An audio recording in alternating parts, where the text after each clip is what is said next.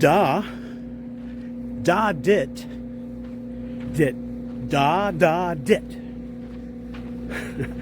No, I'm not having heat stroke here in the high desert at 110 degrees today.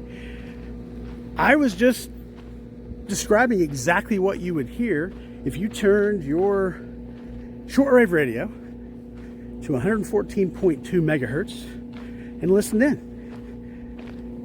Those letters mean TNP, or Tango November Papa, because that's what's called the identifier that we use to the Twentynine Palms VOR.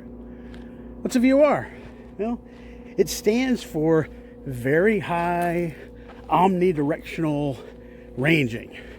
Now that's just the complicated word that some engineers came up with, but the truth is what it's used to do is define these highways in the sky, these Victor Airways.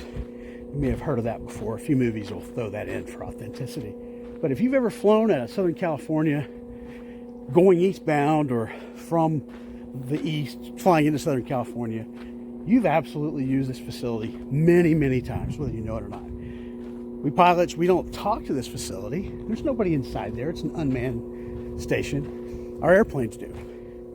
We can dial in what we call a radial and find out our exact fix from this location. We can dial in another one and triangulate and figure out exactly where we are, but really, again, it's just used to define these highways in the sky as we're flying around, taking you to your weddings, your vacations, your job interviews, that kind of stuff. Again, it's not really used today directly, but this position, this exact position of where it is still on the maps, because the GPS coordinates, the system that took over for VORs for the most part, are still fixed right here.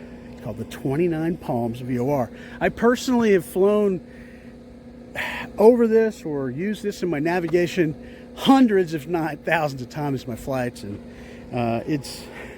I was within 50 or so miles, and I thought it'd be neat to come see it. So again, we have the Twentynine Palms VOR, and just a little bit of nerdy aviation trivia.